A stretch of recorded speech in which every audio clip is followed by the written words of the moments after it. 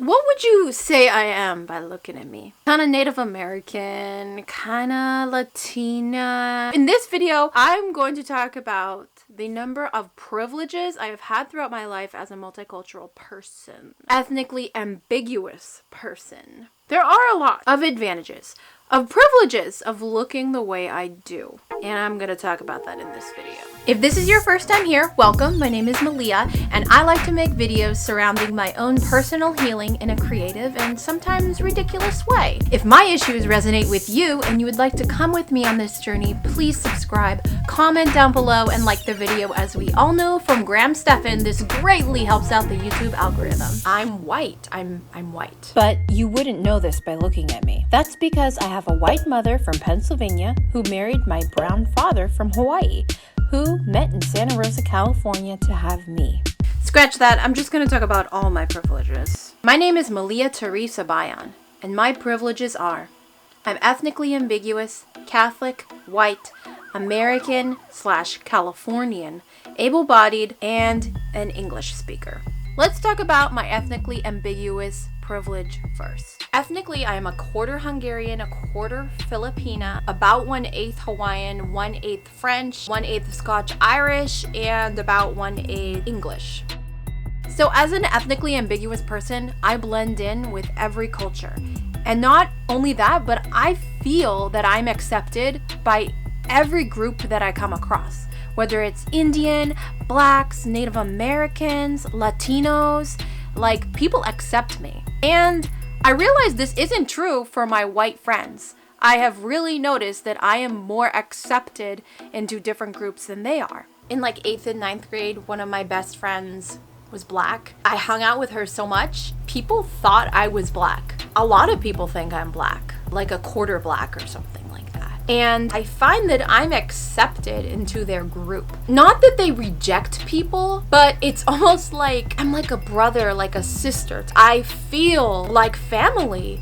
And honestly, Black people are such welcoming and warm presences. And most importantly, I blend in with the white people because I am white. So I'm kind of like a chameleon. And I'm not sure that people know I can do this. I feel like when I talk to these white people, they're like, "Oh yeah, Malia, she's white." And then they see me talking to the Latinx people and they're like, "Oh shoot, Malia understands them too?" Yeah, I do. Also, I can change my look. And I do this a lot, whether I'm going to work, auditioning for a part in a play, going to church, or just hanging around in my new Ivy Park. People can't see my whiteness. The box that I check when applying to grad schools, or whenever you have to check one of those boxes, is Hawaiian Filipina. Even though I'm only like 1/8 Hawaiian Filipina. This isn't the culture I identify with primarily. People can't see my whiteness. Also, this isn't true in my current job, but I feel like in the past, I may have been hired because I'm brown, because they were trying to diversify their staff. My last name is Filipina, my first name's Hawaiian, but I am white. Is this giving me an advantage to check these boxes? And that is an extreme privilege because I can check the boxes, but then my white can go to these things and appeal to the white people. I guess I'm just saying that, like, I look mixed race, but I act super white and I can be white. My father passed away when I was 12 years old. And with him, the traditions and knowledge of this culture. Throughout my childhood, we basically sprinkled these cultures into our lives. We hula danced. I hula danced for about 4 years. I can say "Cómo está?" I know that means hello in Filipina, and I know that halika means come here because my uncle Jojo named his dog Halika, which is hilarious. Those are the main privileges I wanted to talk about in this video about being ethnically ambiguous.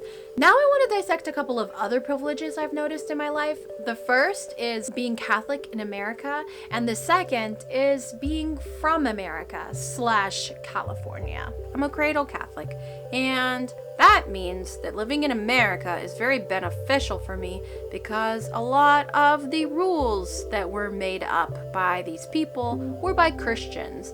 Of all the rules that were created in the founding of this country, they are instilled in my personal family and therefore instilled in me.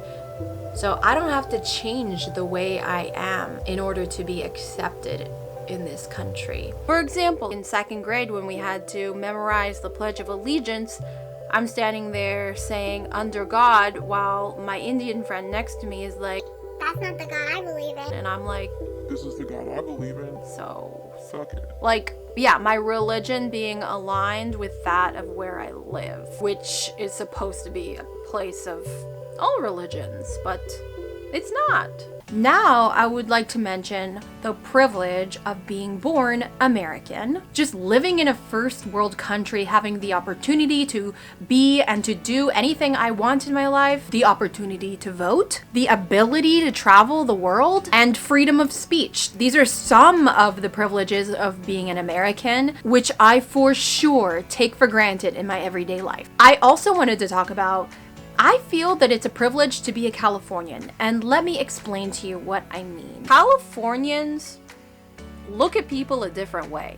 I'd like to think we're a lot more open and diversified, generally, than the rest of the country. Saying that comes from experience of me living in New York City for 7 years and seeing how, as Kelly Stamps put it, people are casually racist on the East Coast. Oh my God, Kitty, you scared me.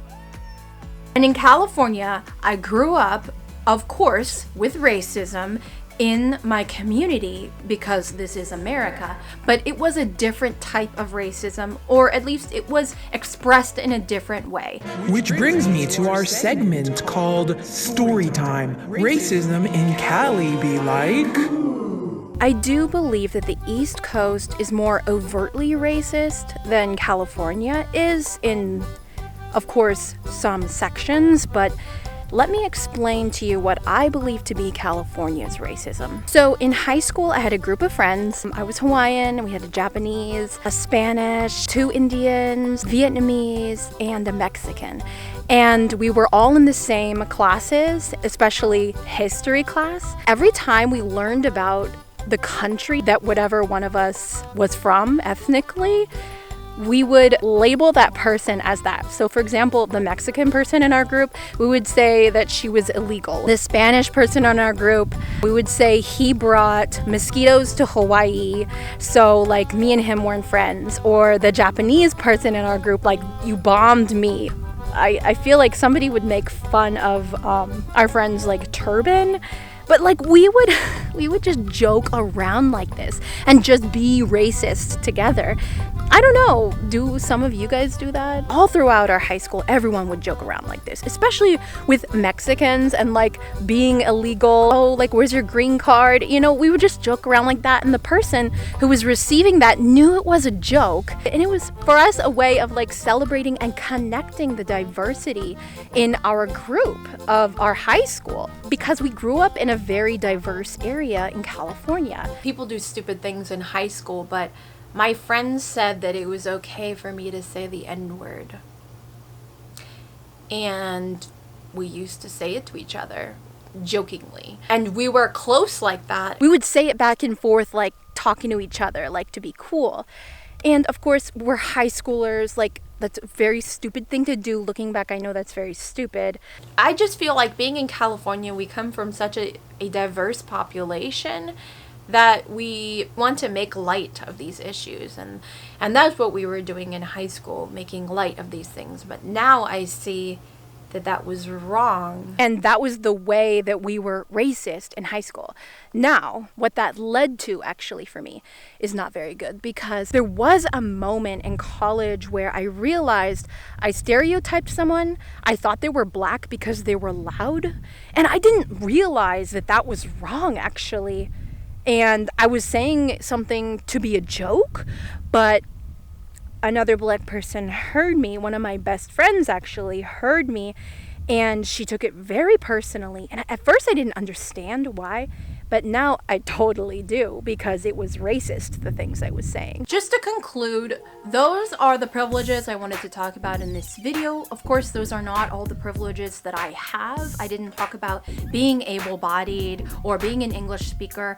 If you can think of any other privileges I have, please comment down below. Or if you became aware of a privilege that you want to leave in the comment, please comment that down below. I think it's really important that we are becoming more aware of this and able to spread this knowledge to each other and to each generation so that we can fix what is inherently wrong with our society in America. The first step of overcoming a shadow in yourself is acknowledging that. And sometimes that takes a lot of repetition. So this is me acknowledging it. I just wanted to share that with you. Again, thank you so much for watching. Please subscribe, please comment down below and like the video. I will see you in the next one. I think I just talked so much I want to throw up.